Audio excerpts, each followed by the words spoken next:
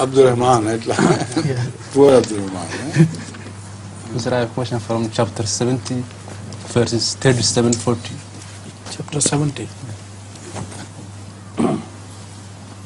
Verse 37-40. 37-40. Yes.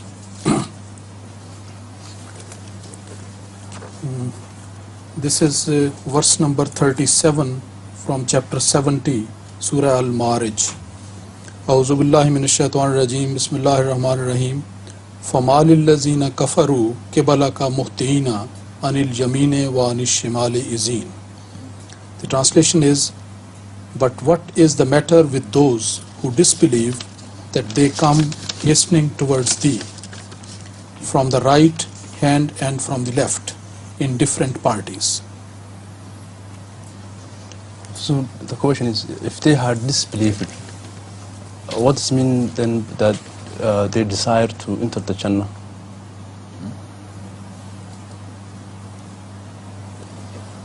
Please read a few verses before and a few verses after. Then we'll ask him the question again. Yes.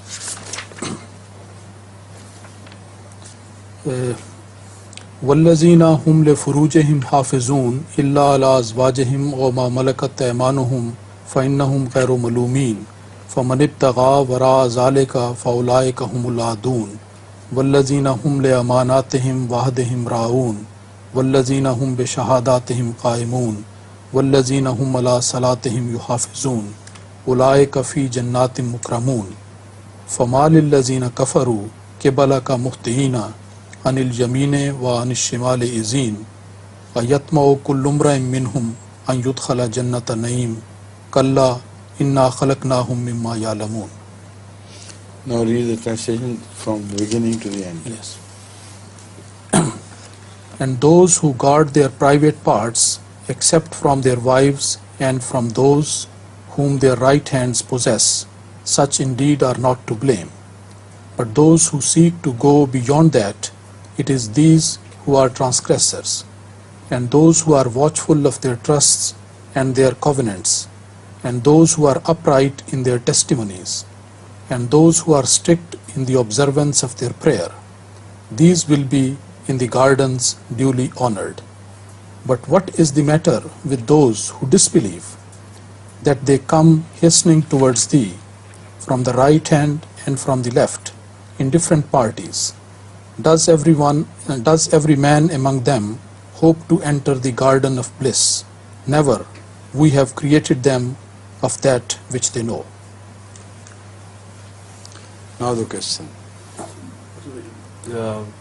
If they had disbelieved, those who disbelieved, then what is the connection between their disbelief and their desire to enter the Jannah? You see, the disbelievers used to visit Rasulullah sallallahu alaihi wasallam day in and day out, in the mornings as well as in the evenings. They used to come to him trying to embarrass him with questions. And they came in parties. So this was a continuous problem, that Rasulullah sallallahu alaihi wasallam was bothered by these visits, was because he hoped maybe some of them are led to the truth, so he spent his time with them.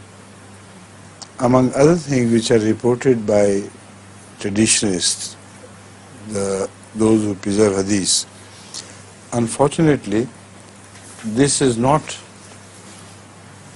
found in hadith in such detail as the Quran has preserved it. Otherwise, there should have been plenty of such traditions which should tell us that that party came this morning, that party came that morning, what was the subject of discussion and how it happened and so on and so forth. The hadith should have named those people from among the kuffar.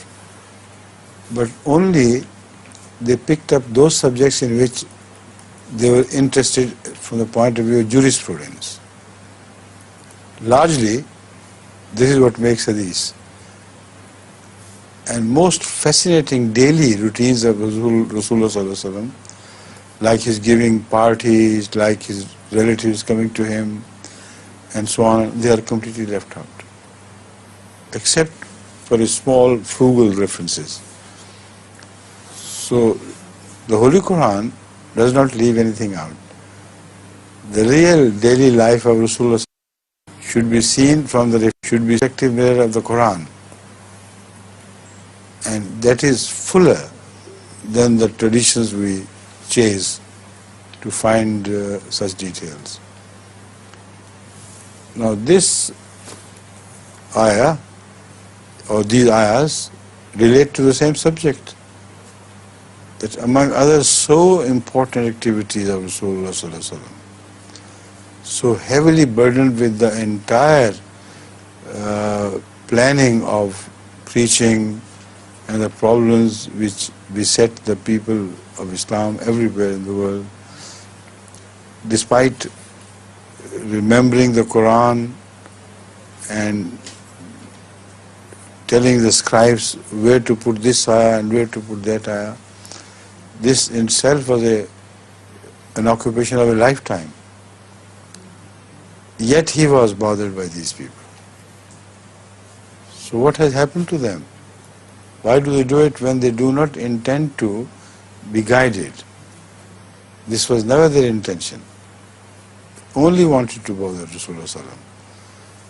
So what it ends with?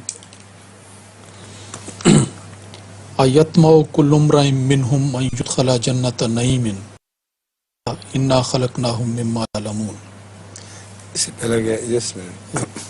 فَمَا لِلَّذِينَ كَفَرُوا قِبَلَكَ مُهْطِعِينَ عَنِ الْيَمِينِ وَعَنِ الشِّمَالِ عِزِينَ. Now, do they think by indulging in this practice they will go to heaven? Most certainly not. The following bit is the real problematic bit, which I think you have in mind. Do you have that in mind, or do I have that in mind? You read Khalaqna. كَلَّا إِنَّا خَلَقْنَاهُم مِّمَّا يَعْلَمُونَ. Never. Yes.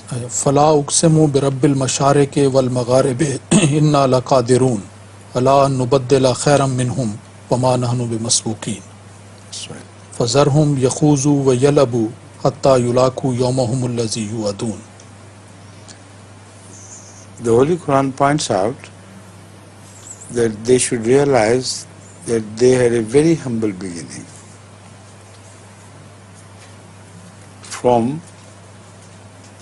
They were born out of semen and a very insignificant beginning. But now they are talking, and they know how much they have developed from that embryonic stage.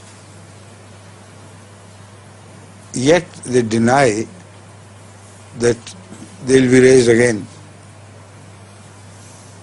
And when they will be raised again, they will be punished. Also, they think that they are doing damage to Islam by coming to Rasulullah and not entering, and this will change the fate of Islam to an adverse fate. The Holy Quran says, no. Better people than you will be brought into Islam. And not even now, later on as well. And then they will see to it that they do serve the cause of Allah in the best manner that they are expected to do so. This is the continuity of the whole beginning which you pointed out. On, then it leads into this ultimately. Right?